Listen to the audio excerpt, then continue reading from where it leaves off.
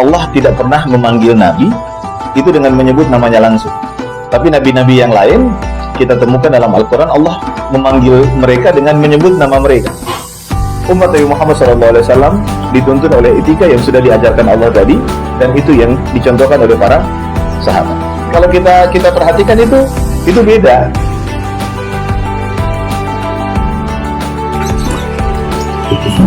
Tadi dari bagian apakah sama bentuk cinta Allah kepada Nabi kita Muhammad SAW dengan cinta Allah kepada Nabi-Nabi terdahulu? Saya tahu semua manusia mulia. Iya. Pasti Allah mencintai semuanya. Iya. Apakah ada perbedaan? Jadi ya di antara rukun iman yang harus kita yakini kan beriman kepada para nabi. Jadi semua nabi itu manusia pilihan. Tapi Rasulullah SAW dipilih sebagai Rasul terakhir yang risalahnya berlaku sampai akhir zaman. Itu cukup jadi bukti bahwa Rasulullah memang beda, ya. Baginda Nabi adalah penghulu dari para nabi. Beliau penutup dari para nabi. Beliau penyempurna dari semua risalah yang sebelumnya pernah Allah turunkan kepada nabi-nabi terdahulu yang berlaku hanya untuk kaumnya. Sementara risalah Nabi ini berlaku untuk seluruh manusia sampai akhir zaman. Nah, di antara yang bisa kita sebut sebagai bukti bahwa memang Rasulullah itu Allah istimewakan soal cara panggil saja. Jadi Allah tidak pernah memanggil Nabi itu dengan menyebut namanya langsung. Tapi Nabi-Nabi yang lain kita temukan dalam Al-Quran Allah memanggil mereka dengan menyebut nama mereka.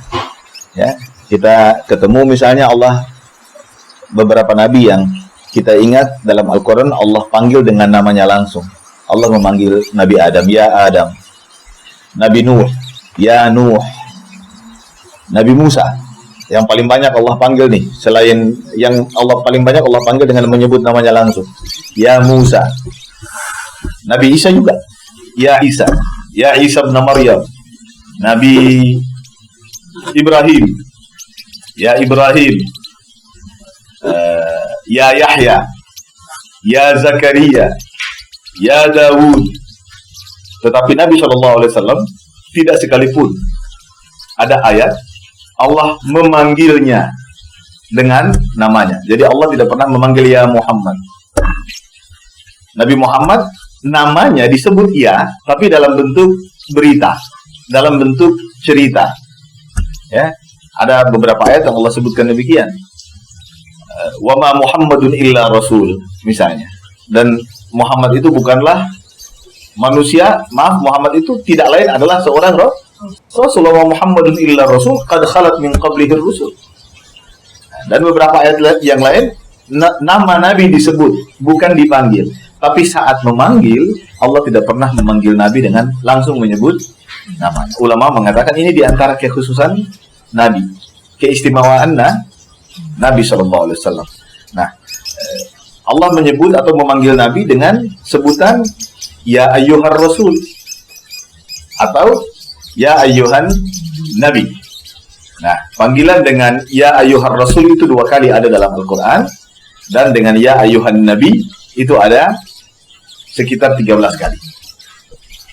Nah, adab ini kan yang juga Allah perintahkan kepada kita untuk kita jadikan sebagai etika dan adab terhadap Nabi. Begitu. Jadi dalam surat An-Nur ayat 63 itu Allah perintahkan kita begitu. Artinya Allah katakan janganlah kalian menjadikan panggilan kalian kepada Nabi, kepada Rasul sama seperti panggilan kalian kepada sesama kalian. Memang harus dibedakan. Karena itu para sahabat semuanya memanggil Nabi dengan sebutan ya Rasulullah atau ya Nabi Allah. Termasuk istri-istrinya sekalipun. Semuanya memanggil beliau dengan sebutan ya Rasulullah SAW. Nah, itu membuat Nabi memang istimewa dibanding para nabi-nabi yang lain yang semuanya adalah manusia pilihan, ya, gitu. Nah, begitu juga cara umat Nabi. Kalau tadi para sahabat Dan kita apalagi sebagai umat beliau harus memanggil beliau dengan sebutan ya Rasulullah, ya Nabi Allah. Sebagai pelaksanaan terhadap perintah Allah tadi di surat An-Nur ayat 63. Nah, umat-umat terdahulu berbeda. Kita kalau ingat-ingat ayat-ayat tentang bagaimana umat terdahulu berinteraksi dengan para nabi mereka. Tentang Nabi Musa, ya, umatnya berkata wa idh qultum, dalam Al-Qur'an Allah bilang wa idh qultum ya Musa lan nu'mina laka hatta narallaha jahrah. Wahai Musa, mereka memanggil langsung nama nabi mereka dengan namanya. Para sahabat memanggil ya Rasulullah, ini umatnya memanggil ya Musa. Beda kan? Ya Musa lan nu'mina laka, kami tidak akan beriman kepadamu hatta narallaha jahrah, sampai kami bisa melihat Allah secara terang, secara nyata. Nabi Isa, Allah katakan idh qala al-hawariyun ya Isa ibn Maryam hal yastati'u rabbuka an yunazzila 'alaina ma'idatan minas sama'. Al-hawariyun ini orang-orang dekat dari Nabi Isa, berkata kepada beliau juga dengan memanggil namanya langsung. Ya Isa ibn Maryam, lebih lengkap bahkan. Ya Isa ibn Maryam hal yastati'u rabbuk, apakah Tuhanmu mampu? Lalu perhatikan juga isi obrolan mereka dengan nabi mereka. Ya, hal yastati'u rabbuka an yunazzila 'alaina ma'idatan minas sama'. Apakah Tuhanmu mampu menurunkan kepada kami hidangan untuk kami santap? Lihat kelas obrolan atau kelas permintaan mereka, ya.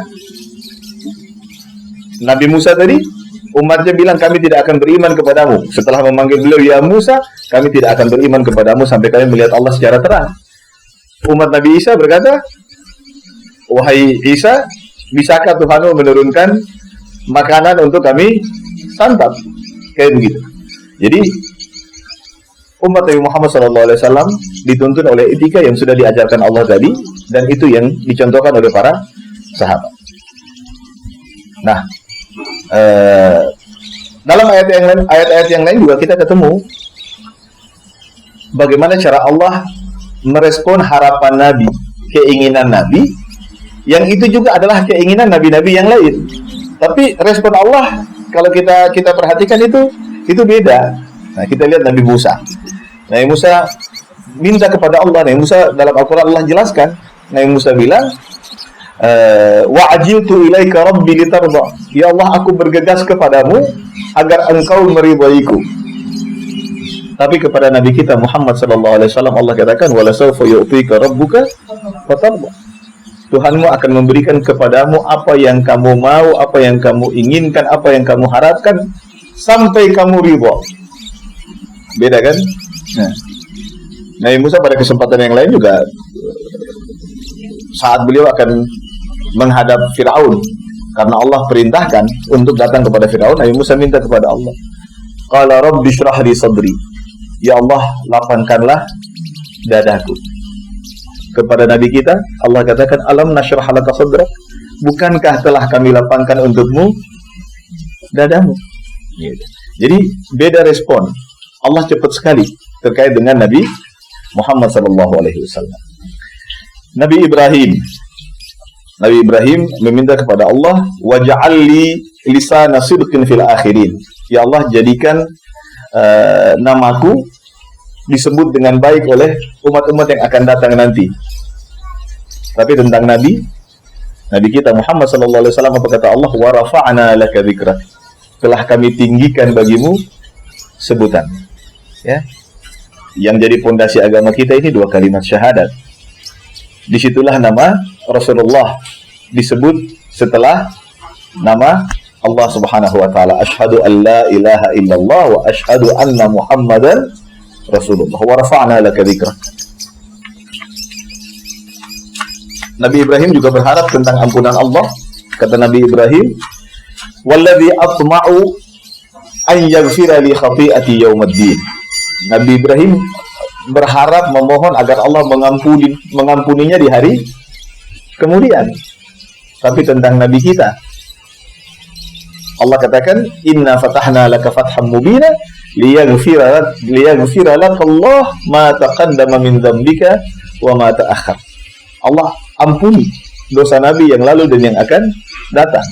Itu telah Allah lakukan. Nah, Nabi Ibrahim juga memohon perlindungan tentang kesulitan di hari kiamat. Kata Nabi Ibrahim, wala tukhzini yawma yub'atsun.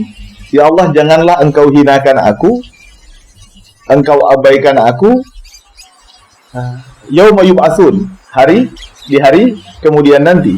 Tapi tentang Nabi kita, bagaimana Allah bersikap, kata Allah Subhanahu wa taala, yauma la yukhzillahu an-nabiyya wal ladzina amanu. Hari kiamat itu adalah hari di mana Allah tidak akan abaikan, Allah tidak akan hinakan Nabi kita Muhammad sallallahu alaihi wasallam dan orang-orang yang beriman bersama beliau. Ya, jadi beda. Nabi Ibrahim juga pernah meminta agar Allah jadikan beliau sebagai pewaris surga. Waj'alni, apa kata Nabi Ibrahim? Waj'alni min warathati jannatin na'im. Ya Allah, jadikanlah aku sebagai pewaris surga yang penuh kenikmatan, jannatan na'im. Waj'alni min warathati jannatin na'im. Kepada Nabi kita Allah katakan, inna a'tainakal kautsar. Sungguh telah kami berikan kepadamu Al-Kautsar, sungai di surga. Dan seperti yang kita pelajari dan dijelaskan dalam berbagai dalil, bahwa Nabi kita Muhammad sallallahu alaihi wasallam adalah manusia pertama yang akan menapakkan kakinya di surga.